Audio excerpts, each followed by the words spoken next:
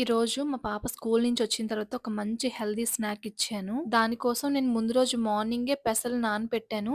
ముందు రోజు ఈవినింగ్‌కి వాటర్ అంతా సెపరేట్ చేసేసి పెసలు మాత్రమే ఈ బౌల్‌లో వేసి అలా ఉంచాను. ఈరోజు మార్నింగ్‌కి ఇలా మొలకలొచ్చాయి. ఇప్పుడు వీటిని స్టీమ్ చేస్తున్నాను. ఒక 10 మినిట్స్ అలా స్టీమ్ చేసుకున్నాం అనుకోండి, కొంచెం బాయిల్ అవుతాయి కదా! స్టీమర్ లేకపోతే నార్మల్‌గా కూడా ఉడికించుకోవచ్చు. మనకి ఎంత వరకు ఉడకాలో చూసుకోవాలి. నాకైతే 10 మినిట్స్ స్టీమ్ చేసిన తర్వాత కరెక్ట్‌గా ఉడికినట్టు అనిపిచ్చింది. ఇప్పుడు ఈ పెసల్ని వేరే బౌల్‌లోకి ట్రాన్స్‌ఫర్ చేశాను. ఇలా వేడిగా ఉన్నప్పుడే ఇందులో కొంచెం కీరా వేశాను. ఒక చిన్న ఆనియన్‌ని కట్ చేసి వేశాను. ఒక చిన్న టొమాటో వేశాను. కొంచెం కొత్తిమీర కూడా వేస్తున్నాను. ఇంకా మనం ఇందులోకి ఏం కావాలంటే అవన్నీ వేసుకోవచ్చు. క్యారెట్ కూడా వేసుకోవచ్చు. ఇప్పుడు ఇందులో కొద్దిగా సాల్ట్ స్ప్రింకిల్ చేసి కొంచెం కారం యాడ్ చేశాను. కావాలంటే ఇందులో చాట్ మసాలా కూడా వేసుకోవచ్చు. నేనిక్కడ ఏ మసాలా యూజ్ చేయట్లేదు. జస్ట్ కొంచెం టేస్ట్ కోసం ఉప్పు, కారం వేశానంతే.